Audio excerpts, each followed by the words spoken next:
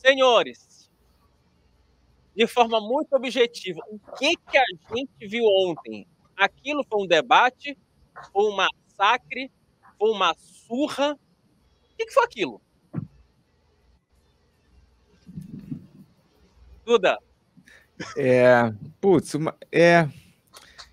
eu não sei se eu diria podemos falar surra, mas eu acho que, na verdade, foi o Biden sozinho. É claro que o Trump ajudou nisso, né? Mas eu acho que foi meio que o Biden mesmo se afundando. Acho que foi isso. Ou seja, um Titanic. Ele começa falando já com uma voz super rouca, devagar, né? E você vê ele o tempo inteiro, mesmo que você não tenha prestado atenção no debate, ele está assim meio com a boca aberta. E quando você começa a prestar atenção, aí ele tem várias falhas de raciocínio, ele perde o fio da meada, ele diz coisas incoerentes, isso acontece em vários momentos, principalmente também no começo do debate, que é onde tem mais gente assistindo, e aí eu acho que já tinha aquela desconfiança de que ele estava com a idade muito avançada para querer se reeleger, querer a reeleição.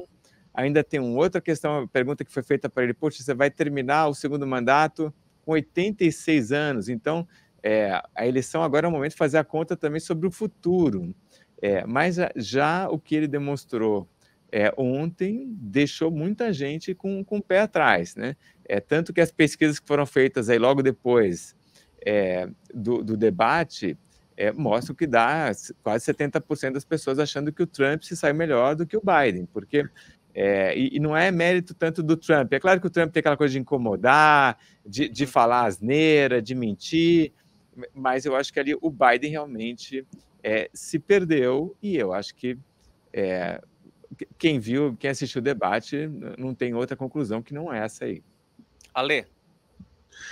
Bom, primeiro, vou discordar de você, Wilson. Não, Wilson, vou discordar do Wilson, que o Wilson achou que é o Titanic, mas o Titanic bateu no iceberg, né? E o Biden está mais para aquela lancha que explodiu aqui, porque ele explodiu sozinho, né? Ele não bateu em nada. Então ele está lembrando mais a lancha. Faz sentido. Se bem que teve um detalhe, e teve um início do debate, Ale, que eu queria conversar contigo, porque você que é o nosso crânio, nosso craque em análise. Você está falando de marketing eu sou político. Careca e a cabeça brilha. Você está falando, né? Então, assim, você que é nosso craque em marketing político. Sabe algo que me chamou a atenção logo no começo do debate? Antes mesmo do Biden falar absolutamente qualquer coisa. O Trump chegou com uma postura, assim, de pavão. Ele chegou, incorporou, empoderado. Ali eu senti que o Biden já levou aquela primeira porrada, ele já ficou, o que eu tô fazendo aqui? Wilson. Eu não sei se você percebeu essa imagem, né? Não sei se para ti ficou latente. Para mim ficou muito clara essa imagem, sabe? Wilson, em 2018, eu fui ao CPEC, que é aquele grande evento conservador que tem todo ano nos Estados Unidos. Eu assisti pessoalmente o Trump falando. O Trump falou 1h30 sem parar. O sujeito tem mais de 1,90 m. O cara é uma força da natureza, entendeu? E eu acho que, vendo a decadência do Biden, e eu não quero fazer piada em relação a isso, porque, cara, eu vi isso em casa. O meu pai teve AVC, meu pai teve demência, morreu disso. E eu sei como é triste, eu sei como é uma coisa para o parente, para quem está próximo. Eu não estou falando do meu pai, entendeu? Eu vi isso de perto. Então eu reconheço alguns sinais do que está acontecendo com o Biden, não é de hoje, porque eu vi isso em casa, eu vi com a família, entendeu? Então eu não falava isso para xingar ou por ser trampista, não é nada disso. Eu vi até um idiota nas redes sociais, que é metida palpiteiro, falando isso. Quem disse que o Biden foi mal é porque é um bolsonarista enrustido. E tá falando alguma bobagem assim. E tem nada disso. Vocês podem me acusar do que quiser, menos de ser bolsonarista. Todo mundo viu isso. E o que era uma conversa de corredor, agora está aberto. Ele não tem condição. Entendeu? Está na primeira página do New York Times. Alguém vai dizer que o New York Times apoia o Trump? Não, né? O Thomas Friedman diz: eu sou amigo dele e eu estou pedindo para ele sair. Entendeu? Então, assim, O que aconteceu ontem é que ficou evidente, ficou claro algo que se falava nos corredores, que se falava meio a boca pequena e tal, no meio democrata, no meio republicano se falava abertamente, mas no meio democrata era uma coisa meio tal. E é claro que o Biden não estava assim 4 anos atrás. Ele teve uma decadência de uns meses para cá, de algum tempo para cá, o que, inclusive, contrasta com o Trump, que em 4 anos não mudou nada. O Trump que a gente viu ontem é o Trump de 4 anos atrás. É a mesma pessoa. Você pode gostar ou não gostar dele, mas ele não tem nenhum sinal de decadência física dos 74 para os 78 anos. Nenhuma. O Biden não. O Biden ele mostra que a saúde dele está caindo, descendo a ladeira, sendo que ele tirou uma semana de férias, foi para Camp David para se preparar para o debate. Então não é que ele veio de alguma maratona, de alguma coisa. Ele estava uma semana em Camp David se preparando para o debate. Ele tem à disposição dele os melhores estrategistas, ele tem à disposição dele a melhor medicina do mundo, entendeu? Então, o que a gente viu ontem é o melhor que a medicina e que a estratégia política e que o dinheiro e que o poder podem fazer pelo Biden. Imagina como ele acordou hoje, entendeu? Longe dos holofotes e tal. Então, assim, ele claramente ele está com problemas, que são problemas que não têm remédio. Você não reverte senilidade, né? Não é algo que você passa mal, faz um tratamento e melhora. Então, enfim, eu não estou aqui, sou a última pessoa a querer brincar com a saúde dos outros, com isso que é uma coisa muito séria. Meus sentimentos, minhas condolências à família, que ela possa estar do lado dele nesses momentos, digamos, finais, mas ele não tem condição, não tem nenhuma condição. Isso é um dado que é acima dos partidos, né? Isso é uma coisa Eu até fiz uma comparação no Twitter. Eu estava lembrando do Woodrow Wilson, que foi um presidente importante da história americana. Ele assumiu em 1913, governou até o começo de 21, e o Woodrow Wilson ele teve também um derrame, ele teve um AVC nos últimos meses, ali em 1919. Um pouco depois ele ia a Versalhes, né? Acaba a Primeira Guerra Mundial, ele vai a Versalhes, ele leva o tal dos 18 pontos, que são as coisas que definem o acordo, o chamado Tratado de Versalhes, e ele depois, que foi muito impopular nos Estados Unidos. Quando ele volta, ele resolve fazer um tour pelo país para poder vender a ideia do Tratado de Versalhes. Ele tem um AVC durante esse tour, é levado com seríssimas sequelas de saúde de volta para a Casa Branca, fica incomunicável, e basicamente o que se conta é que quem terminou o mandato foi a mulher dele. Né? Os políticos se reuniam na Casa Branca, e aí ela participava da reunião, e aí quando perguntou, mas agora nós precisamos da opinião do presidente. E aí ela saía da sala, ficava um tempo fora, depois ela voltava e falava, olha, o presidente falou isso, o presidente falou aquilo. E aí tem toda uma dúvida, o presidente falou mesmo, era ela que estava governando. Até hoje a gente nunca vai saber, isso é uma dúvida da história, a gente nunca vai saber. E, por incrível que pareça, o Woodrow Wilson, com AVC, com sequelas, de cama, incomunicável, tentou a reeleição. Porque vamos lembrar que naquela época ainda não tinha a emenda que impedia reeleições infinitas, né? E ele quis a reeleição, mesmo nessa situação deplorável de saúde. Então, é o que a gente viu.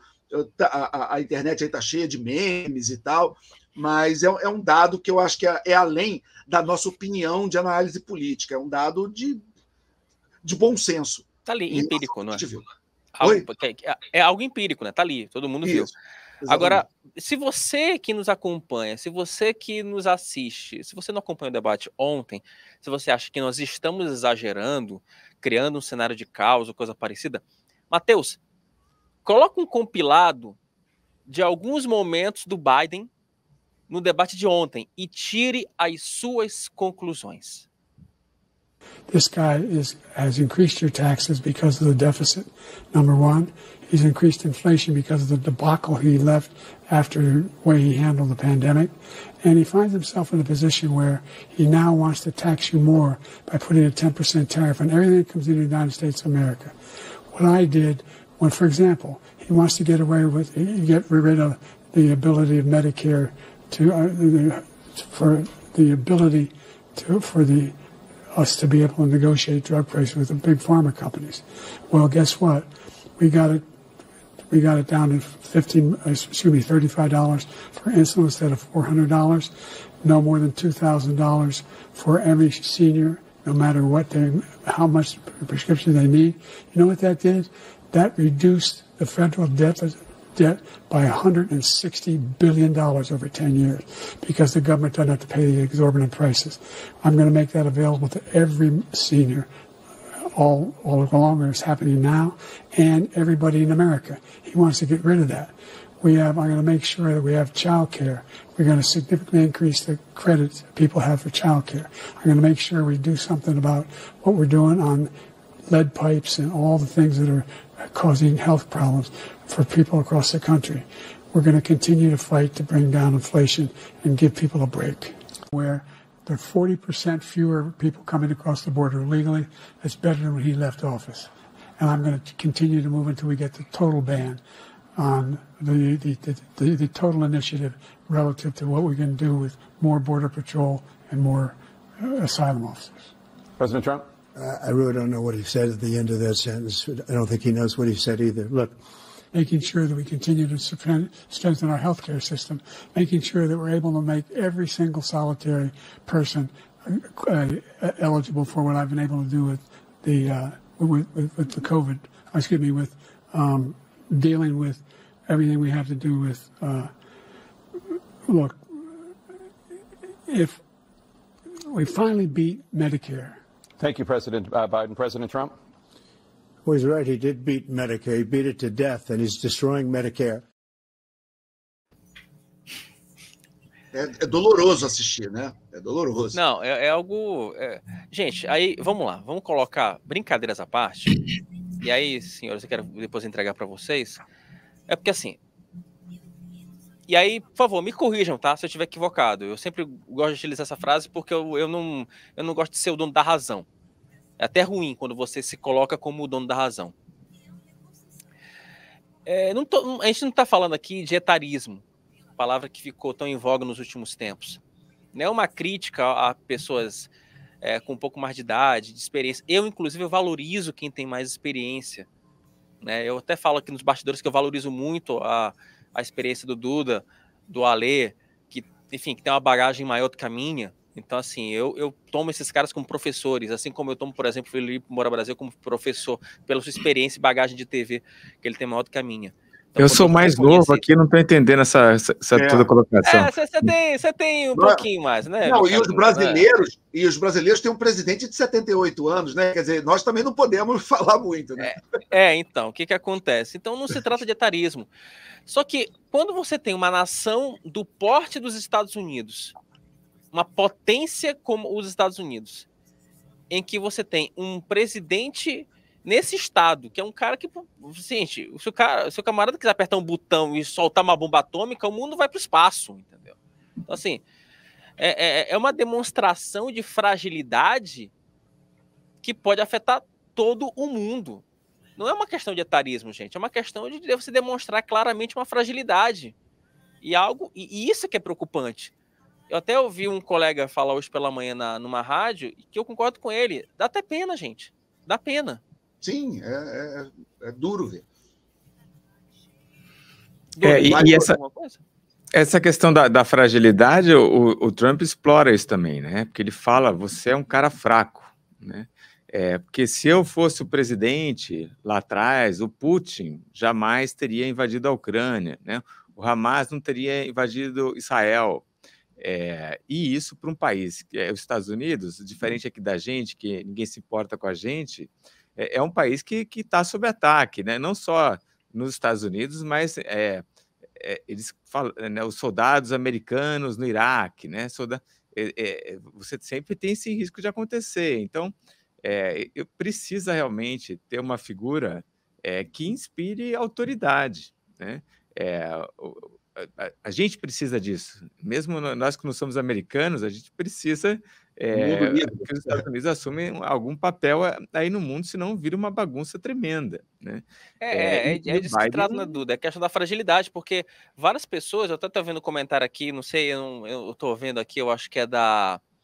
Eu não lembro agora. Enfim, me passou aqui o comentário, mas, por exemplo, tem pessoas com 50, 60 anos que têm um vigor, né? Que é um vigor assim, que dá inveja para muito novinho. Você está chamando Entende? 50 de velho, é isso? Não, só tô fazendo aqui uma comparação, entendeu? Até porque eu tô com 40 e tanto já, minha amiga, não tem isso aqui, é só cara de novo, entendeu? Mas, assim,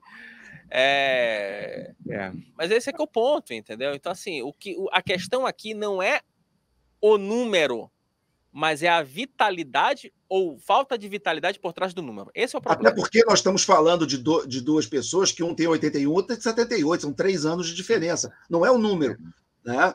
É a diferença mesmo de saúde. Essa roleta genética que faz algumas pessoas terem mais longevidade ou tal, isso é injusto, ok, mas é como a natureza funciona. Vai fazer o quê? Entendeu? E tem gente que tem aquela doença do Stephen Hawking e morre torto. É injusto, entendeu? Mas é o que acontece, entendeu? Então, assim, fala, Duda, você parece que quer falar.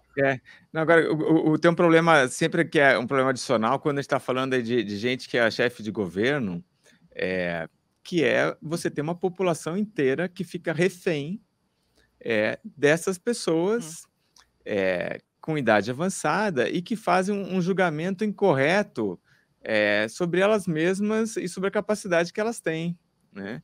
Então, é isso. Aqui no Brasil, não sei se vocês ainda estão me ouvindo, eu estou vendo, acho que ainda está carregando alguma coisa aí. Não, estamos ouvindo. Estou te ouvindo. Normal, cara, Dudu. Tá. Normal. Go ahead. Tá. O Biden, por exemplo, ele sai do debate ontem e vai para um restaurante de waffle em Atlanta, na Geórgia. O que ele fala lá? Eu acho que a gente foi bem. Ele fala isso. E é óbvio que não foi. Então, assim, a avaliação que ele faz sobre ele mesmo, sobre o trabalho dele, está completamente equivocada. Mas qual que é aí agora o problema? É tipo aquela foto do Tancredo Neves no hospital, né? Rindo assim, né? 2 dias antes de morrer, sei lá. Aquela foto do Tancredo.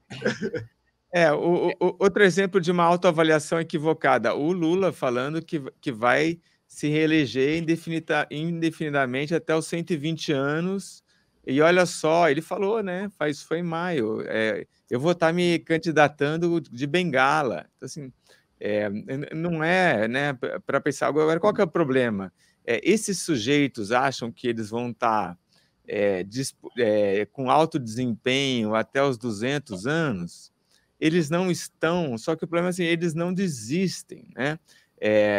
E às vezes, quando eles não tomam essa iniciativa, não há muito o que fazer, né? O PT, enquanto o Lula quiser ser candidato, o PT vai aceitar isso, né? E o Biden, se o Biden não desistir, o Partido Democrata não consegue substituir ele, é muito difícil, né?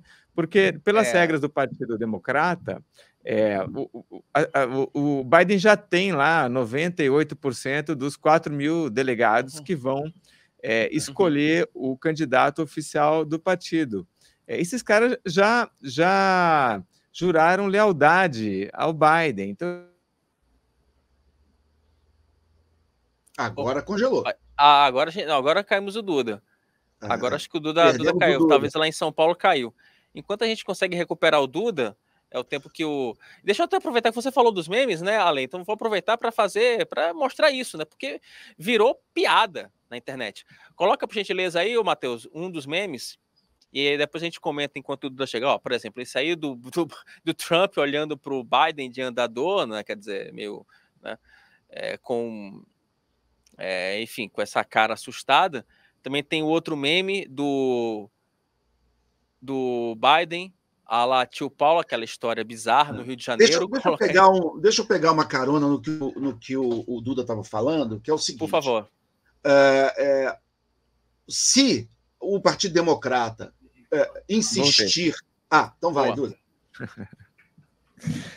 Não sei até onde vocês pegaram, mas está falando da dificuldade das pessoas mais idosas de fazer uma autoavaliação e verem que elas realmente não estão podendo, né? Isso que e aí eu estava mostrando os memes aqui, porque depois dos memes eu já ia entrar nas consequências práticas para as eleições dos Estados Unidos. Né? Eu estava falando, inclusive, sobre a questão do tio Palp e tal. Queria pegar essa carona, o que o Duda estava falando, que é o seguinte: se o Partido Democrata insistir com o Biden, eles vão perder a eleição, tá? Isso é uma coisa que dá para cravar. Porque não tem como você convencer o eleitor americano a votar no Biden, a não ser aqueles 20%, 30% democratas hardcore e tal, mas ele vai perder a eleição. Se o Joe Biden não será presidente empossado em janeiro do ano que vem. Não tem como, entendeu? A chance que os democratas têm de vencer essa eleição é substituindo o Joe Biden. E aí qual é o problema? Biden, como estava dizendo o Duda, venceu as primárias. Então, ele tem a indicação, só falta formalizar na convenção, mas ele tem a indicação do partido. O que acontece? Aí, vamos lembrar de um outro problema. Na eleição passada, o Biden disputou as primárias com vários democratas e um era a senhora chamada Kamala Harris. Essa senhora, ela teve 2% dos votos. Ela é extremamente impopular, inclusive no meio democrata. Né? Mas ela foi escolhida porque ela tem os boxes, as caixinhas identitárias. A primeira mulher e primeira... Aí já falaram que é descendente de Native American, né, de índio, aí já falaram que é negra. Aí cada hora eles escolhem uma minoria para encaixar a Kamala Harris. O fato é que ninguém gosta da Kamala Harris, mas ela foi escolhida para ficar ali como a gente é inclusivo, diversidade, blá, blá, blá. Bom, o que aconteceu? Agora a coisa ficou mais séria, porque na impossibilidade ou na improbabilidade do Biden ser candidato e numa discussão sobre como seriam os próximos 4 anos, é relativamente óbvio que quem terminaria o mandato seria Kamala Harris. E aí os próprios democratas não gostam dela. E os próprios democratas estão assim, agora ferrou. Se a gente insistir com esse cara, a gente vai perder a eleição. E se a gente ganhar numa zebra absurda, num gol de bicicleta no último minuto, e a gente virar esse jogo e ganhar, quem vai, em algum momento, a Kamala Harris vai assumir. Entendeu? E eles não estavam preparados para pensar na Kamala Harris como presidente. Eles estavam preparados para ela como vice, para ficar falando, né, dando entrevista para a Oprah, para ficar, enfim, fazendo o que ela faz. Né? Então, a estrela... Eu falei hoje cedo que uma estrela que agora se colocou e talvez seja um nome para substituir o Biden é o Gavin Newsom, que é o governador da Califórnia, o mais importante estado americano. O Gavin Newsom é uma estrela em ascensão. Ele é um cara com 56 anos, muito energético. Ele foi prefeito de São Francisco antes de ser o governador. Ele foi vice do Jim Brown, que era o anterior, por 2 mandatos. Então, um cara que tem experiência e tal, é um cara popular, fala bem e tal, ideologicamente muito à esquerda, muito mais esquerda do que o Joe Biden, mas é um cara que tem um apelo eleitoral. Né? Ele não é governador da Califórnia à toa. Então, eu cravei isso de manhã, dizendo que se substituir, eu acho que tem uma grande chance de ser o Gavin Newsom. Não foi só por chute, porque eu vi uma entrevista também do Gavin Newsom, onde ele negava, não, imagina, eu nunca vou substituir. E a gente sabe como é que são essas coisas em política. Quando você vai dizer que você nunca aceitaria, é porque você está dizendo, gente, olha para mim, porque eu quero, e eu aceito. E aí, se o Biden desistir, como eu acho que vai acabar acontecendo, o Gavin Newsom vai aceitar de coração apertado, ele vai aceitar o desafio, mesmo contra a vontade, mesmo gostando do Biden e tal, mas alguém tem que ir para o sacrifício e tal.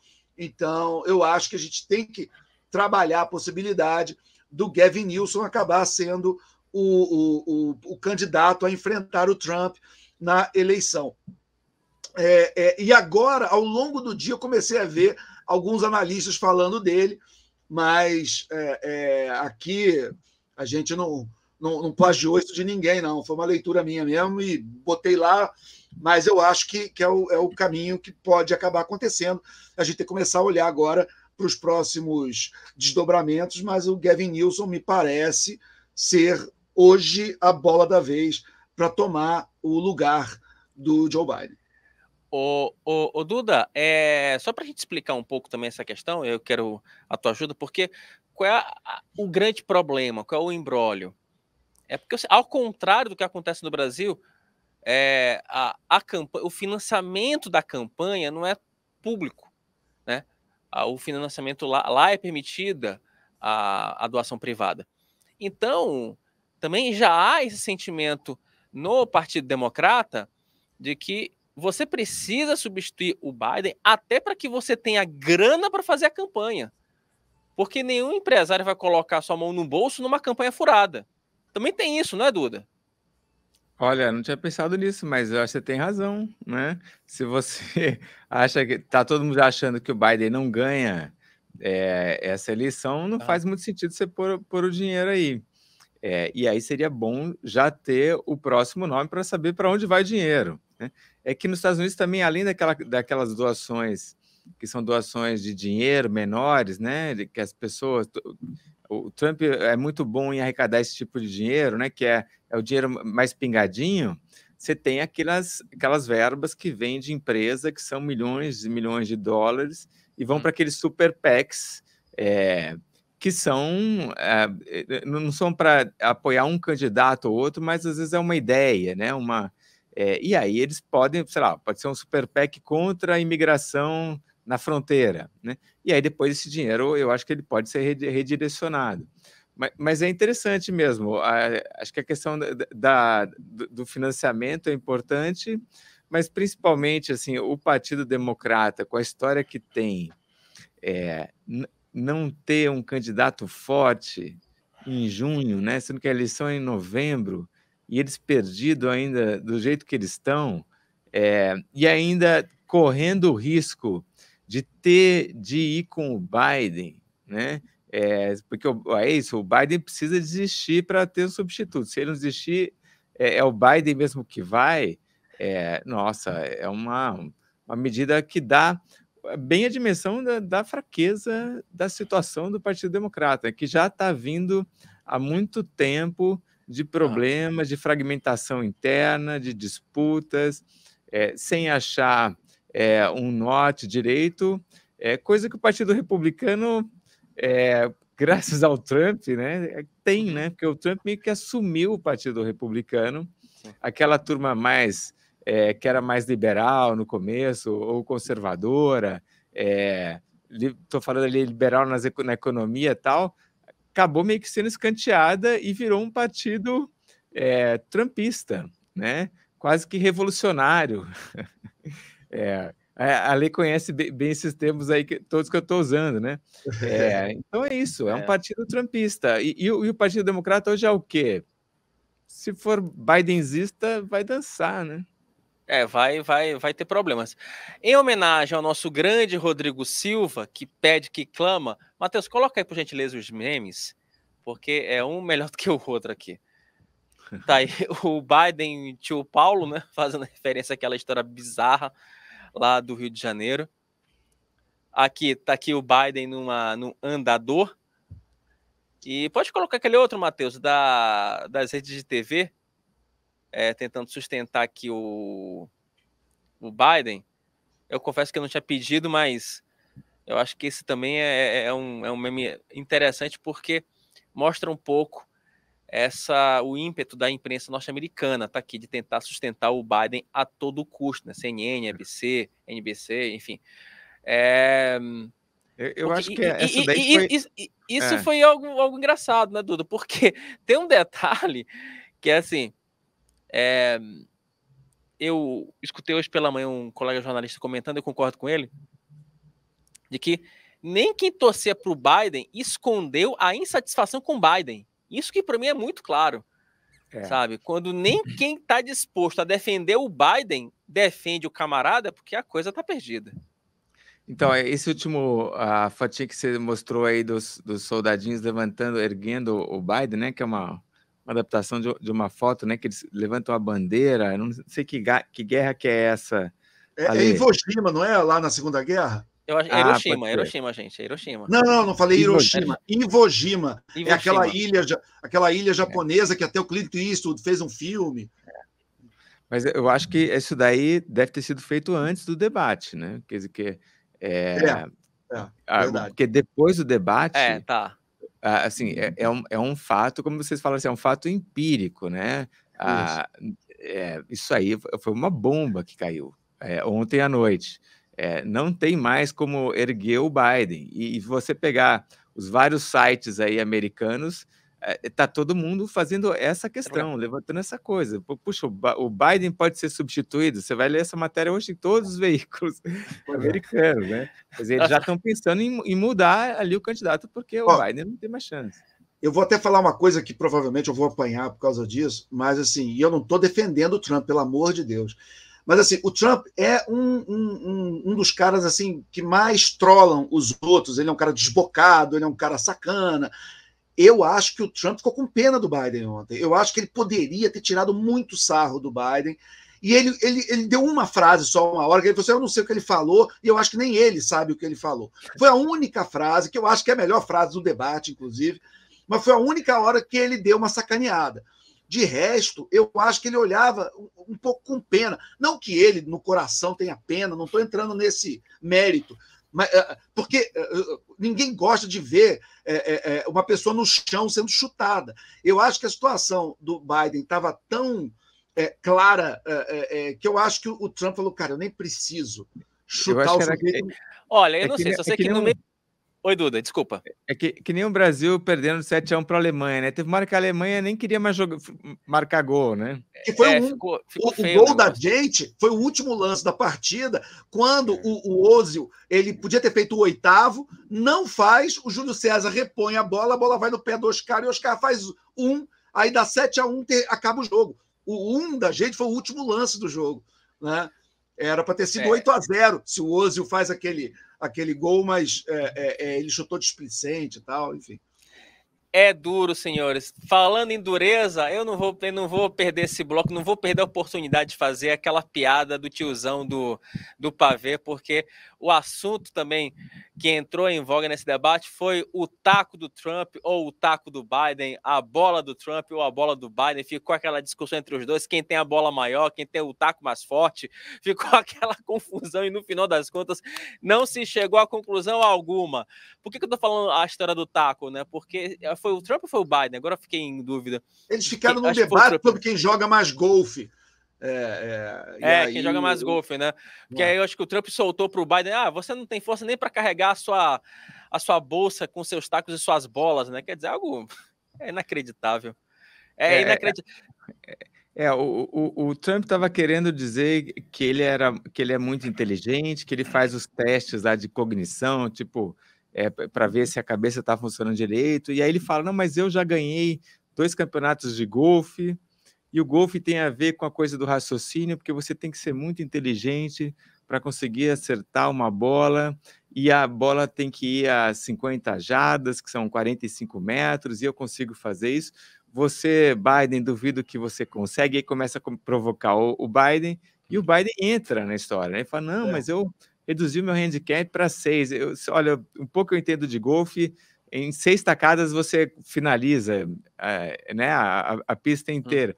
Aí o Trump faz assim, ó, né, tirando um sarro, e aí o Biden vira para o Trump e fala assim, olha, se você quiser, a gente vai jogar, aliás, mas eu acho que você não consegue nem carregar sua bolsa, né, porque no golfe tem aquela coisa de ficar carregando os tacos, então é isso, mas...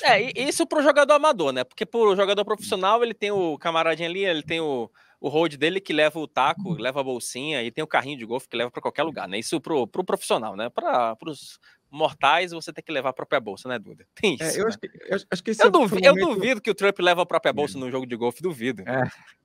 Acho que esse foi o momento mais divertido e descontraído, ainda que ridículo, do debate. O resto foi deprimente. E até, olha, só para fechar esse bloco do debate, até o Galvão Bueno entrou na história. Matheus, coloca por gentileza aí o Galvão Bueno comentando o debate. Acabou! Acabou!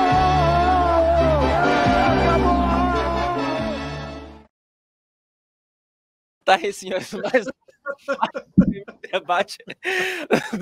Duda, obrigado pela atenção, querido. Até segunda-feira na nossa reunião de pauta.